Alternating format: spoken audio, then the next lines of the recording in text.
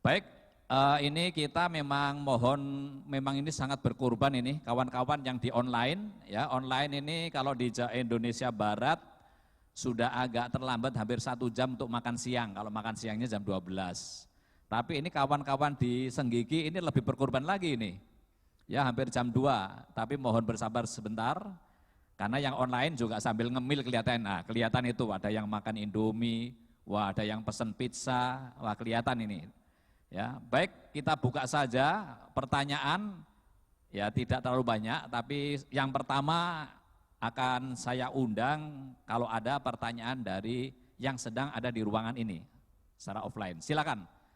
Kalau ada pertanyaan, saya kira ini Bu Sinta dan Pak Budi sudah ada ya? Iya, baik Pak Budi masih ada, Ibu Sinta bisa ditayangkan juga. Silakan. Oke, Bu Sinta tidak kelihatan ya. Baik, silakan ada yang ingin bertanya sekali lagi. Baik, Assalamualaikum warahmatullahi wabarakatuh. Sebentar, yang bertanya siapa ini? Oh ya, sorry. Oke, sambil silakan dikenalkan namanya dan dari institusi mana, silakan. Saya Agus Heri Purnomo, saya dari BPBD Kabupaten Lombok Utara. Tadi cukup menarik apa yang disampaikan oleh Bapak Kadis ESDM Provinsi NTB, bahwa ada beberapa kebijakan yang memang diarahkan ke pusat, Pak. Yang ingin saya tanyakan, ini terkait dengan kebijakan daerah sendiri. Kira-kira untuk merespon beberapa regulasi yang sudah dialihkan ke pemerintah pusat, itu kira-kira seperti apa kebijakan di daerah? Karena bagaimanapun dengan adanya beberapa regulasi baru yang membatasi kewenangan di daerah, pastinya akan berpengaruh terhadap kebijakan ataupun keputusan yang dibuat di daerah, Pak. Ini juga berkaitan dengan tema besar kita pada hari ini, Sustainable Development. Istilahnya kita ingin membuat kebijakan yang sustainable, tapi karena beberapa keterbatasan itu akhirnya juga akan berpengaruh gitu, Pak. Jadi intinya kira-kira untuk merespon perubahan regulasi itu, kira-kira kebijakan di tingkat daerah seperti apa? Terima kasih, Pak. Baik, terima kasih Pak Agus Heri. Ada yang lain?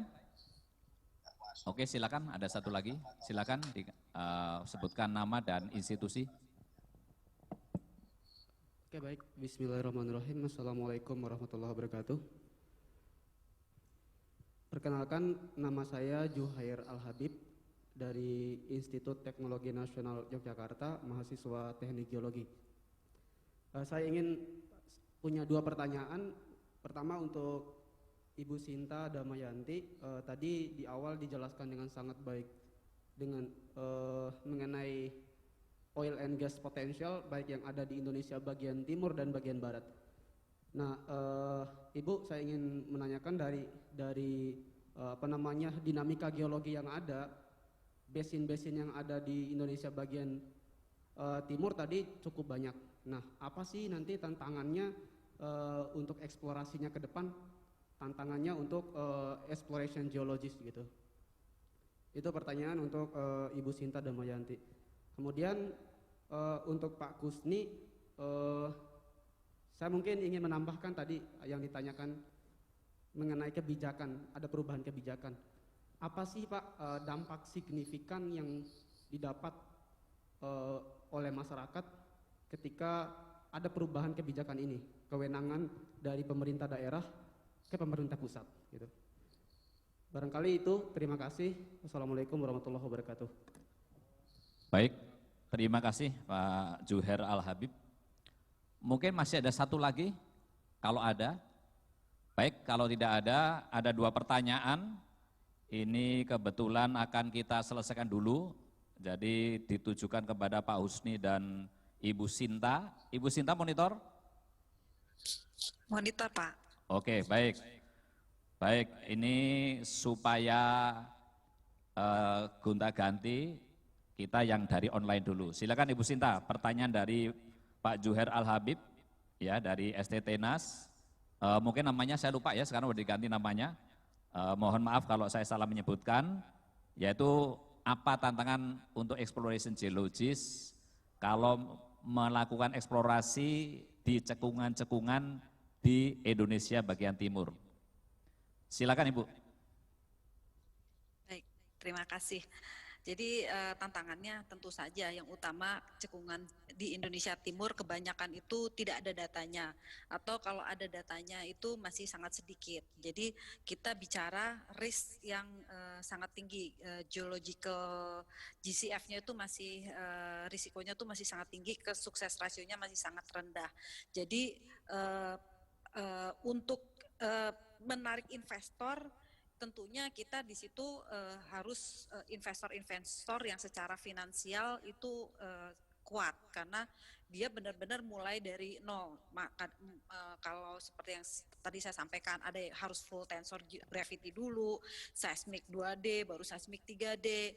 Nah, bahkan juga kalau kita tahu bahwa di Indonesia Timur kebanyakan itu offshore, laut dalam. Jadi pada saat akuisisi seismik bahkan pemboran itu kita juga biayanya biaya yang sangat mahal. Jadi tentunya pada saat kita promosikan untuk ke investor, kita benar-benar harus mempromosikan yang secara potensinya besar banget gitu, karena kalau nggak terlalu besar dengan biaya yang akan ditanggung oleh investor itu akan tidak menarik. Nah, ke depan pemerintah kan sudah mencari akal nih dengan adanya KKP, komitmen kerja pasti. Jadi wilayah kerja perpanjangan yang di 2018 itu ada satu proses di mana pada saat proses perpanjangan kontrak wilayah kerja itu kemudian karena mereka blok produksi diberikan komitmen. Komitmennya itu adalah komitmen eksplorasi, KKP, komitmen kerja komitmen pasti.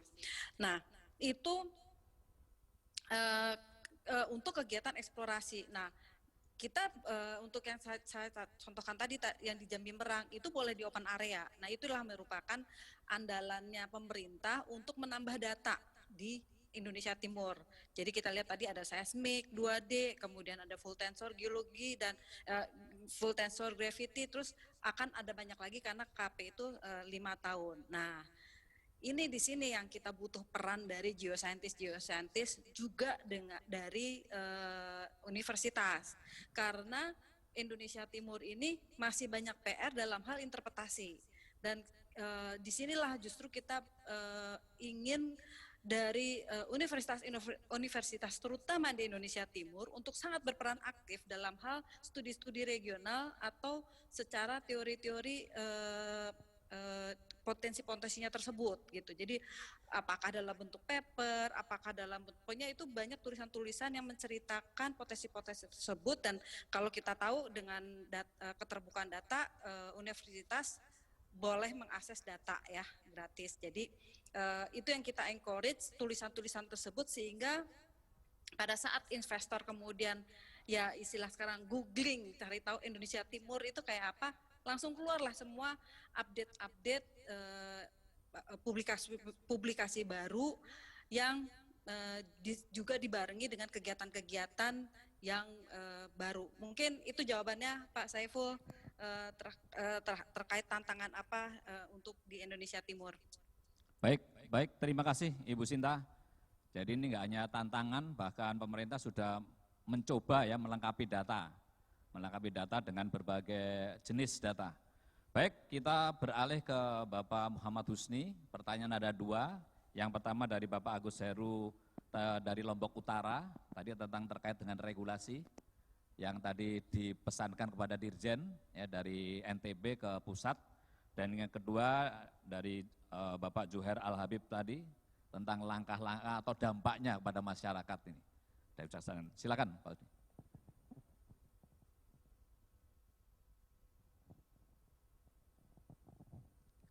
Cek panitia.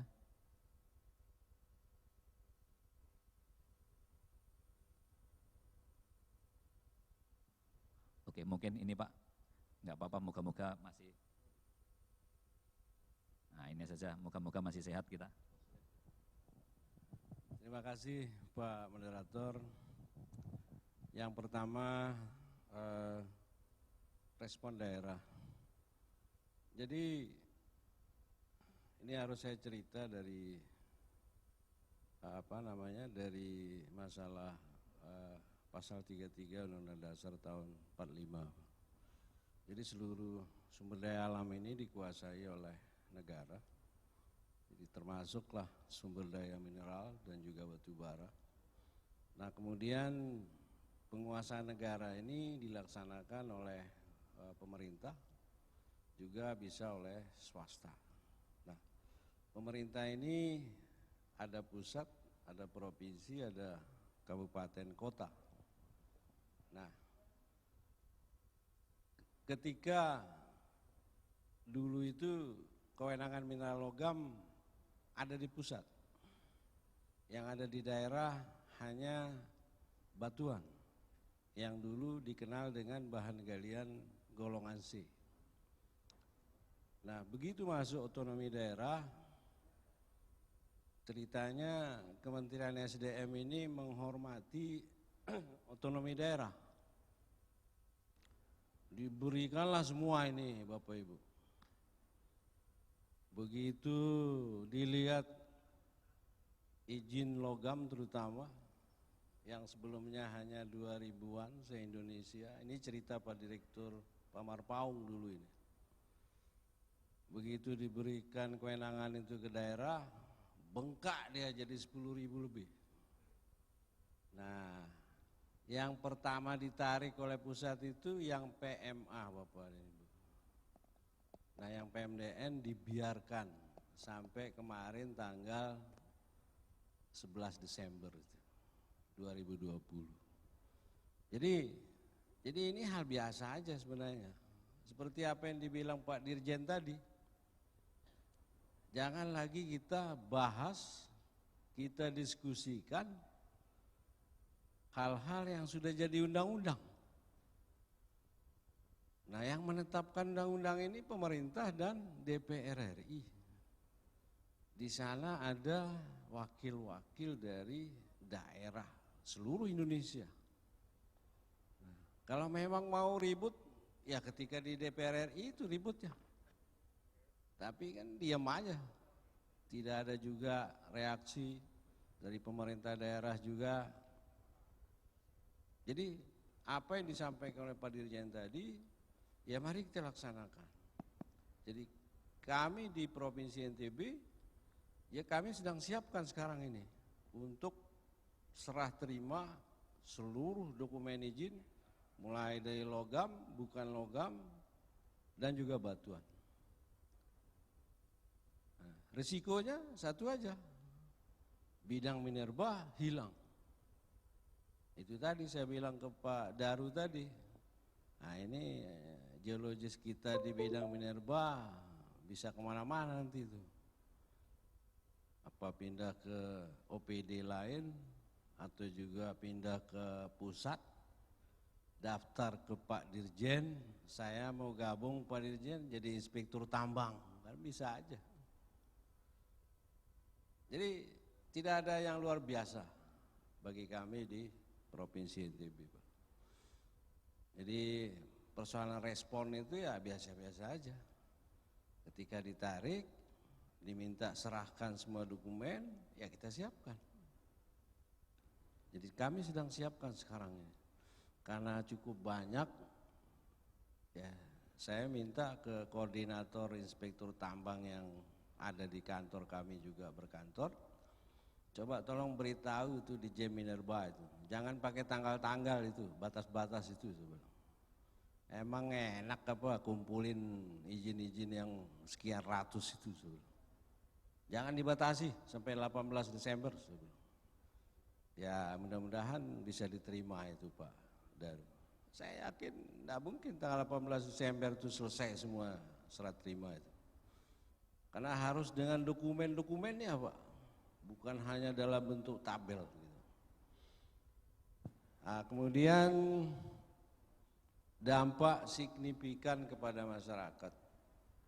Jadi selama ini masyarakat yang mau mohon izin Pak Wahid ya, tadi dari ITN tuh. Jadi selama ini masyarakat kalau mohon izin itu datang ke kantor Dinas Penanaman Modal dan Perizinan Terpadu satu pintu. Itu ada di Jalan Udayana kalau Provinsi NTB.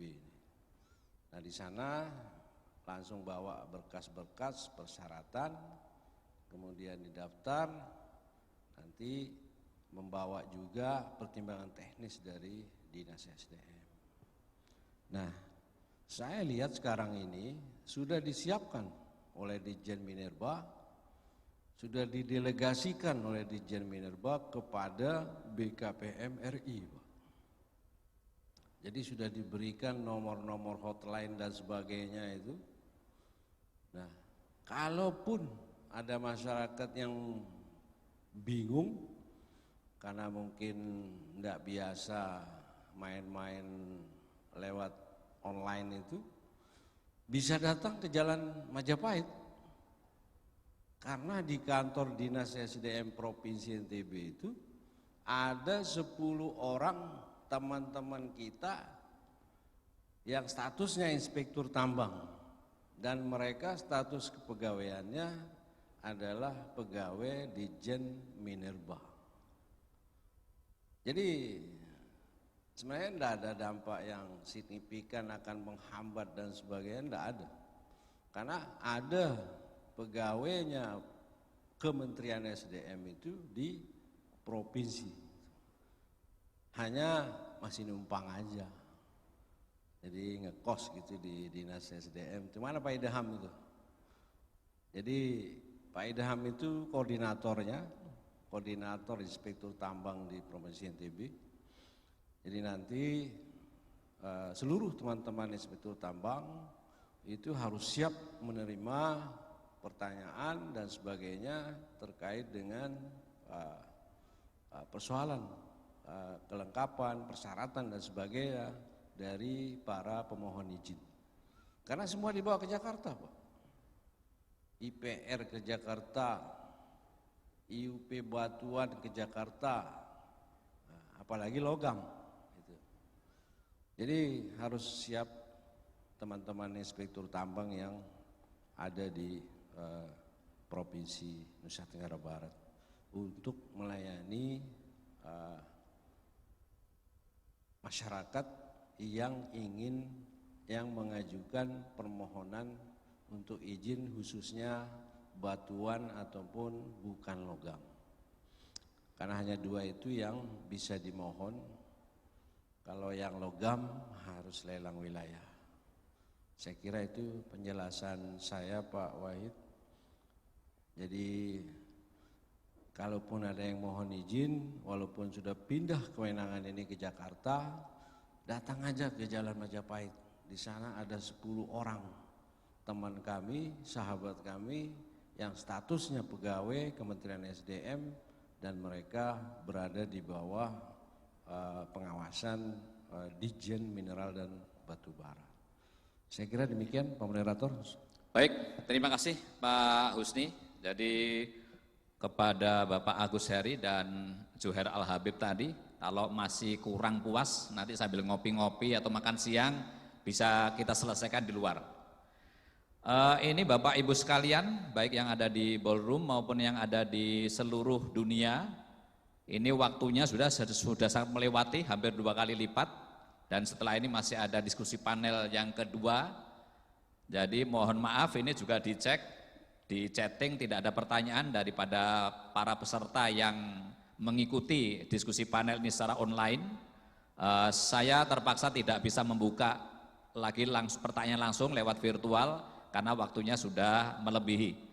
Jadi untuk ini terima kasih kepada Ibu Sinta yang ada di Jakarta, juga Bapak Budi Herdianto. Gak apa-apa Pak Budi ya, gak ada pertanyaan, gak apa-apa, moga-moga jelas. Dan juga Pak Husni tentu saja. Kesimpulan singkat yang saya ambil yaitu seperti tadi saya kemukakan dalam bahasa Sunda tadi, yaitu bahwa masih banyak ya kesempatan untuk melakukan eksplorasi di Indonesia untuk migas dan panas bumi.